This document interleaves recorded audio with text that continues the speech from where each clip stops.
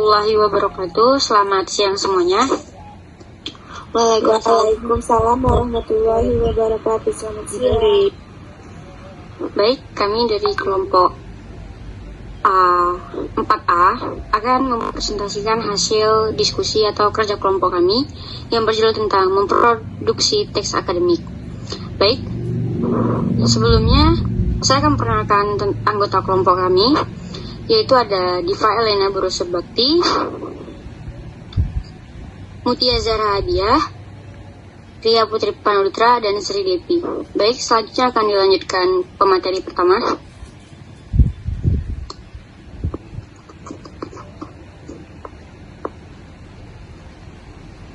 Pemateri pertama, teks akademik. Teks akademik disebut teks ilmiah. Teks tersebut dapat berwujud dalam berbagai jenis seperti buku, ulasan buku, proposal penelitian, laporan penelitian, laporan praktikum, dan teks artikel ilmiah. Pendapat tentang teks akademik yang berkembang selama ini bahwa teks akademik sudah asli ilmiah dapat dibuktikan dengan melihat struktur teks dan ciri keilmian pada teks akademik tersebut. Struktur teks dapat dijadikan tolak ukur mengenai pemahaman tentang konsep dan ide yang ditulis.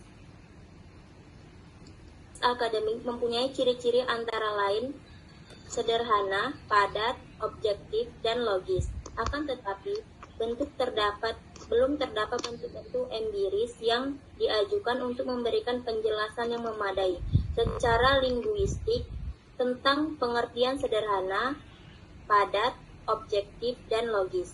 Ciri-ciri tersebut biasanya hanya dipahami secara naluri tanpa didasarkan pada teori tertentu.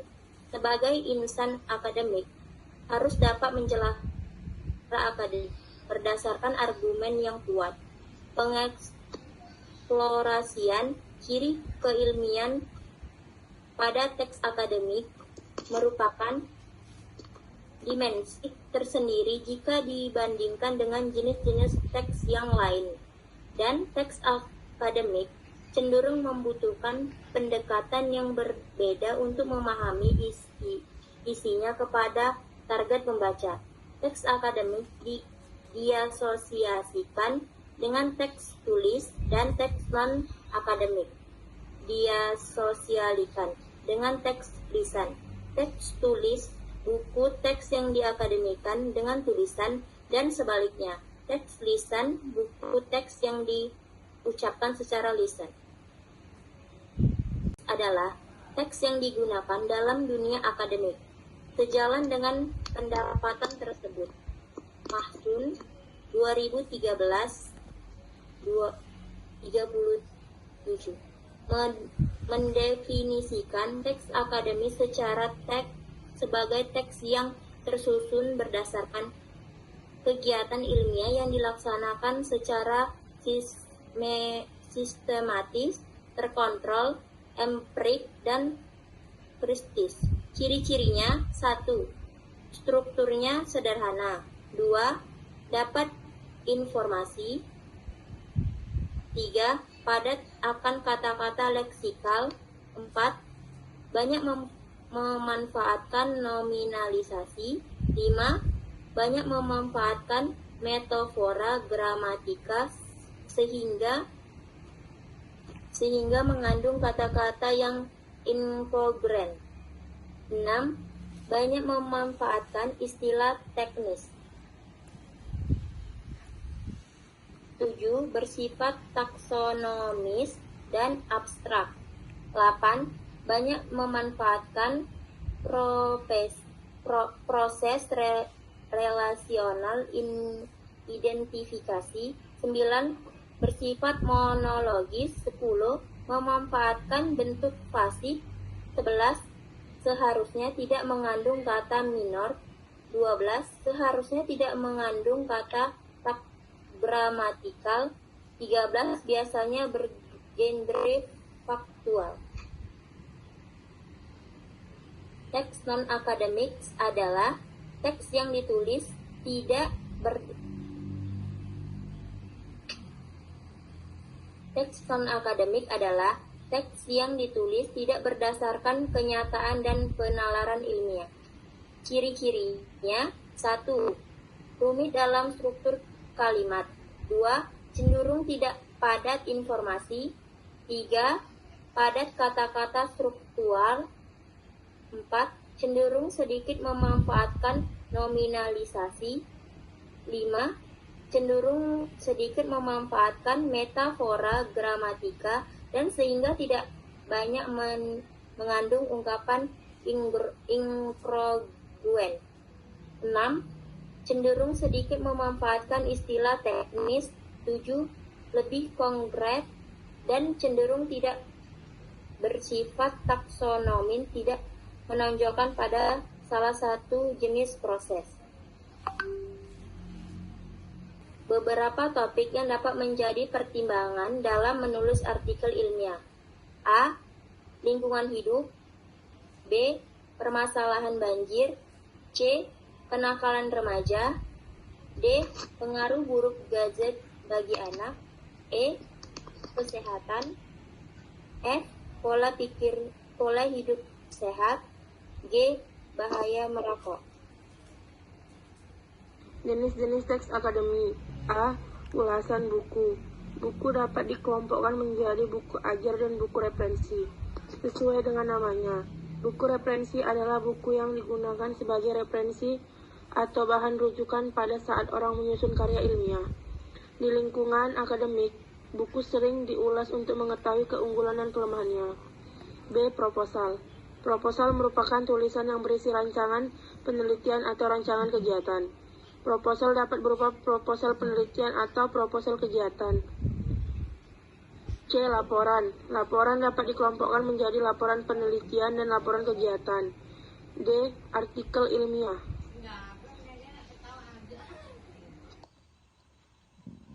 Contoh teks akademik, artikel ilmiah.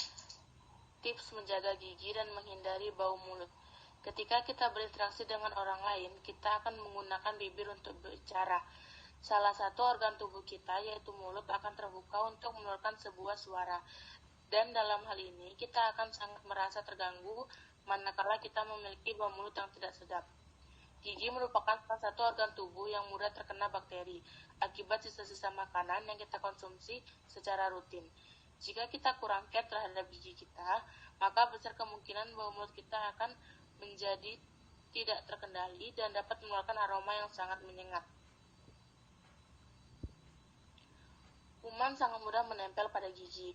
Oleh yang demikian, maka kita harus untuk senantiasa memiliki gigi yang bersih dan terbebas dari kuman yang dapat menyebabkan bau mulut yang sangat tidak sedap. Dan berikut ini adalah sejumlah tips untuk mencegah bau mulut dan cara mencegahnya. Anda harus membiasakan diri menyikat gigi minimal 2 kali sehari, yaitu sesudah sarapan dan sebelum tidur di malam hari. Pada saat tidur, mulut tertutup dan menyebabkan air liur tidak bersirkulasi. Bakteri akan berkembang biak 2 kali lipat lebih banyak. Bakteri yang semakin banyak akan merusak gigi dan gusi. Oleh karena itu, sikat gigi sebelum tidur sangat penting untuk menghindari terjadinya gangguan gigi dan gusi yang lebih buruk lagi. Anda harus segera menyikat gigi setelah mengonsumsi makanan yang manis dan lengket.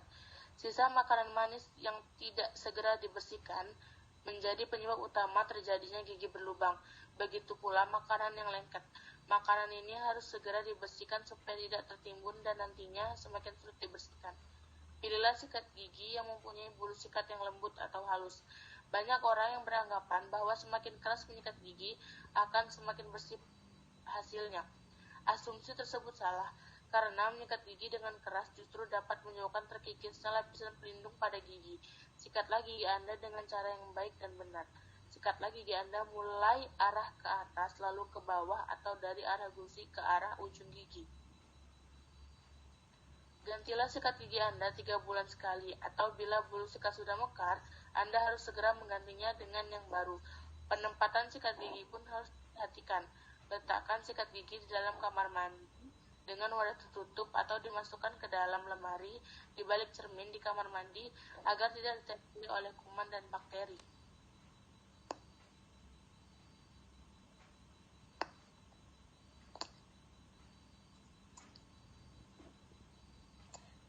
Baik, sekian materi dari kami. Jika kelompok B atau audiens ingin bertanya, dipersilakan. Saya Rindi Surya Putri dari kelompok 4B ingin bertanya, apa perbedaan teks akademik dan non-akademik? Terima kasih. Baik, selanjutnya, apa ada yang ingin bertanya lagi? Baiklah, saya Anissa Nabila dari kelompok 4B akan bertanya kepada kelompok 4A.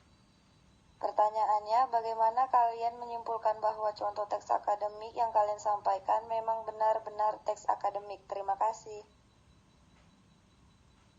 Baik, untuk yang lain, apakah ada yang ingin bertanya?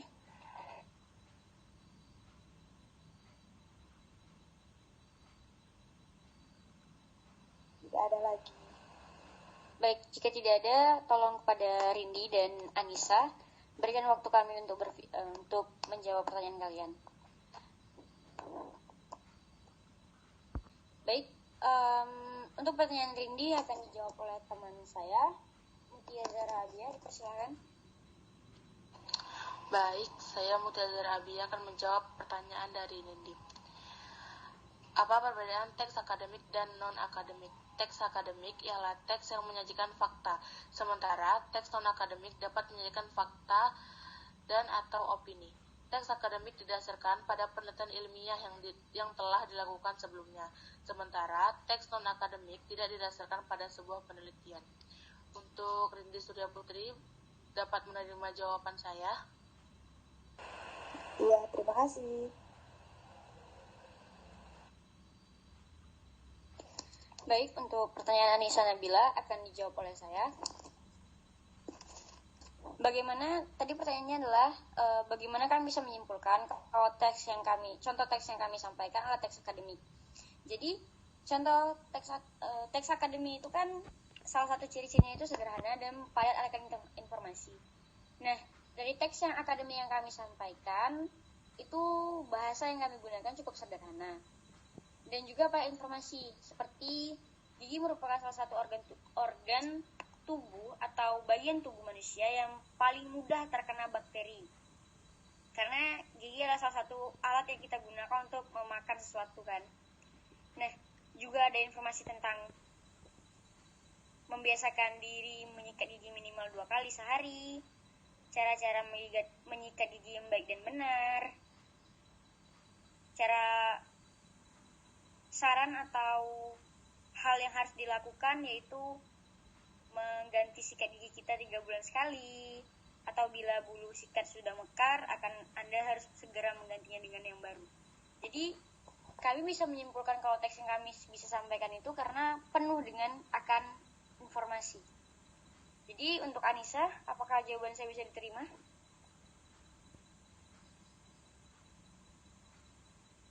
Baik, bisa. Terima kasih. Sama-sama. Baik, jika memang tidak ada lagi yang ditanyakan, kami akhiri presentasi kelompok 4A sampai di sini saja. Jika ada salah-salah kata yang terjadi di presentasi atau kehilafan kami mohon maaf. Kami akhiri dengan wabillahi taufiq wal hidayah. Wassalamualaikum warahmatullahi wabarakatuh. Terima kasih atas waktunya. Waalaikumsalam warahmatullahi wabarakatuh. Oke, siap. Assalamualaikum warahmatullahi wabarakatuh. Selamat siang semuanya. Waalaikumsalam warahmatullahi wabarakatuh. Siang. Di sini kami sebagai kelompok 4B akan mempresentasikan hasil diskusi kami yaitu tentang teks, ulasan, buku, dan film. Di sini saya Anissa Nabila Burustepu sebagai moderator, rekan saya ada Mutia Fahiro sebagai notulen, Nurul Amanda Rahayu sebagai pemateri 2, dan Rindi Surya Putri sebagai pemateri 1. Baiklah, saya akan memulai presentasi kami, yaitu dimulai dengan pemateri 1, yaitu Rindi Surya Putri.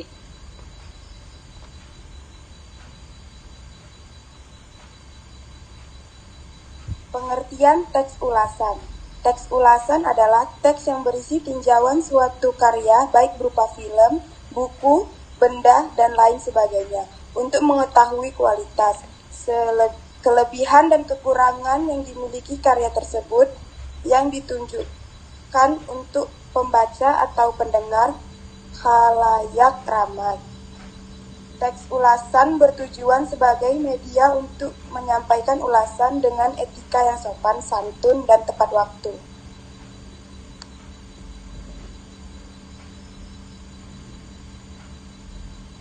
Tujuan teks ulasan 1. Menunjukkan pandangan atau penilaian penulis resensi terhadap suatu karya, memberikan informasi kepada publik tentang kelayakan yang dimiliki suatu karya, membantu pembaca untuk mengetahui isi dari suatu karya, memberikan informasi kepada pembaca tentang kelebihan dan kekurangan karya yang diulas atau dibuatkan resensi, mengetahui perbandingan karya tersebut dengan karya lain yang sejenis, memberikan informasi yang komprehensif tentang suatu karya. Ciri-ciri teks ulasan 1. Struktur teks ulasan terdiri dari orientasi, tafsiran, evaluasi, rangkuman. 2. Memuat informasi berdasarkan pandangan atau opini penulis. 3. Opini yang ditulis di dalam teks ulasan berdasarkan fakta yang diinterpretasikan. 4. Membahas latar belakang dan hubungan dengan karya lain yang sejenis. Selanjutnya, ciri-ciri teks ulasan. Yang kelima, membuat pendapat dan gambaran mengenai isi atau makna dalam suatu karya yang diulas. Yang keenam, memiliki penilaian mengenai kelebihan dan kekurangan dari suatu karya yang ditulis. Adapun struktur teks ulasan, identitas karya, orientasi, sinopsis, tafsiran, evaluasi, rangkuman. Jenis dan seterusnya. Teks ulasan informatif. Teks ulasan informatif merupakan ulasan terhadap sebuah karya yang diuraikan dengan tujuan memberi informasi kepada pembaca. Umumnya, jenis teks ulasan informatif hanya memaparkan secara umum mengenai gambaran dari suatu karya yang kemudian dapat dinilai melalui bahasa yang digunakan, yakni singkat, padat, jelas, dan luas. Selanjutnya, teks ulasan kritis. Jenis teks ulasan yang terakhir yakni teks ulasan kritis. Berbeda dengan dua jenis teks ulasan yang lain, teks ulasan kritis memang sengaja memberikan kritikan terhadap karya sastra melalui sudut pandang tertentu. Dalam artian, penulis teks ulasan memang sepenuhnya menggunakan daya analisis secara subjektif dari pandangan penulis. Mencatat identitas suatu karya sastra yang akan diulas meliputi yaitu judul karya, penulis, pihak yang lain memegang peranan penting di dalamnya. Tanggal terbit mencatat berbagai hal menarik yang menjadi pesona utama dari karya sastra yang akan diulas. 3. Menganalisis kemudian menelaah kelebihan dan kekurangan isi dalam karya sastra. Yang keempat, membuat simpulan mengenai isi dan kesan secara keseluruhan yang didapatkan setelah membaca dan menikmati karya sastra. Yang kelima, membuat saran menunjukkan suatu aski konkret yang dapat dilakukan atau harapan bagi karya yang sudah diulas.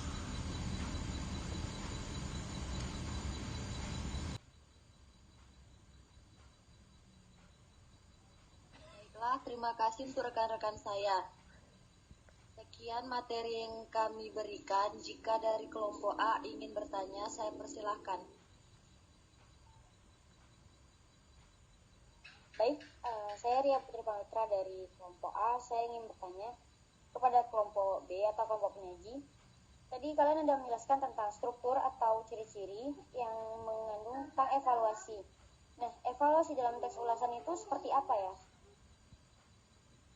Baik, terima kasih atas pertanyaannya atas nama Ria Putri Pamitra. Oke, Saya Sri Depi dari kelompok A. Saya ingin bertanya, apa suatu teks ulasan dibuat? Terima kasih atas pertanyaan dari Sri Depi. Apakah ada pertanyaan yang lain? Baiklah, terima kasih atas pertanyaan dari Sri Depi dari kelompok A. Nah, apakah masih ada pertanyaan dari yang lainnya? Baiklah, saya Diva Elena dari kelompok A. Saya ingin bertanya, tadi kan materinya tentang teks ulasan, buku, dan film. Pertanyaan saya, apa kelebihan dan kelemahan dari buku? Terima kasih. Baik, terima kasih atas pertanyaan dari Diva Elena. Untuk yang pertanyaan yang terakhir, saya beri kesempatan sekali lagi. Baiklah, saya Mutia Zara Abia dari kelompok A ingin bertanya. Pertanyaannya, sebutkan langkah-langkah menyusun teks ulasan pada sebuah buku. Terima kasih. Baiklah, terima kasih atas pertanyaan dari kelompok 4A.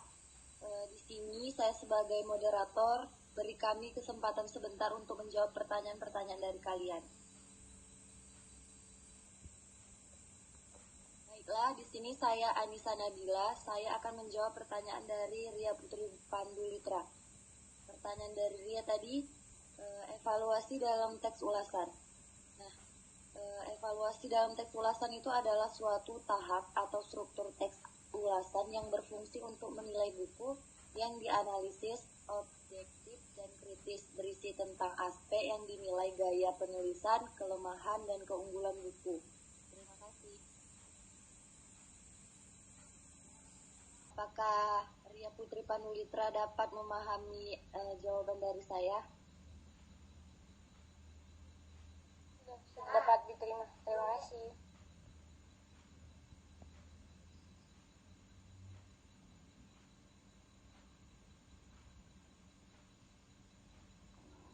Halo. Selanjutnya pertanyaannya akan dijawab oleh rekan saya, yaitu Rindi.